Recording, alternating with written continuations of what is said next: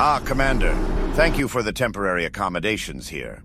Dr. Chakwas has kept me entertained and comfortable discussing the tincture I treat my bandages with. She thinks it worth researching for possible medi-gel use. We appreciate your willingness to help us, Mr. Graham. As the Saviour said, whoever compels you to go 1 mile, go with him too. Perhaps you would travel a few thousand with me then. I came to ask if you would give me a tour of your home. Done already?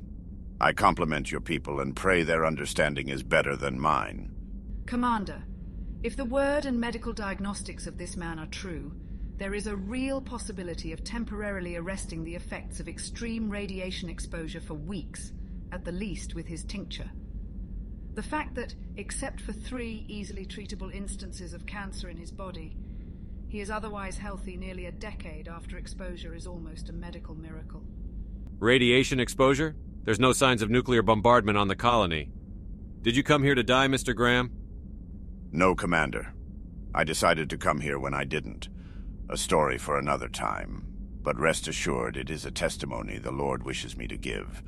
Now, if you would allow, there are many other questions I'm sure you want answers for in the meantime. Also in the meantime, I would request to accompany you both to gather some samples and live specimens of these flowers and the spruce trees Mr. Graham tends. Forgive me. I was thirsty. Okay, let's head to the hangar. It's almost shift change for the ground team, so a shuttle will be there in a few minutes that we can take down. I'll meet you 2 down there. I need to gather my things. Lead the way, Commander.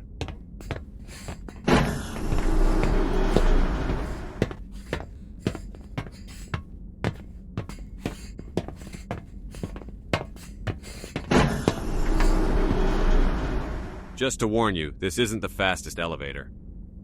The good doctor is interested in requisitioning a suit, similar Aquarians, to replace my use of bandages, which I appreciate. She believes the way I handle my wounds to be unnecessary, possibly purposeful, and somewhat barbaric. I'd take her word on it then. She can be very convincing when you don't. A wonderful woman. Sensible, educated, and sharp-minded. Indeed. So, Mr. Graham, when was the last time you visited this planet? When they found the shuttle, I wasn't there for long, nor did they wish me to be. But they were generous. I understand why now. By the time I realized there was nowhere else for me to stay, when I returned, they were gone. Had my desires been fulfilled? Well, the time had not yet come. You probably could have bought your way in, and we'll know in a few hours. I admit, I'm not certain enough to say if I want to know.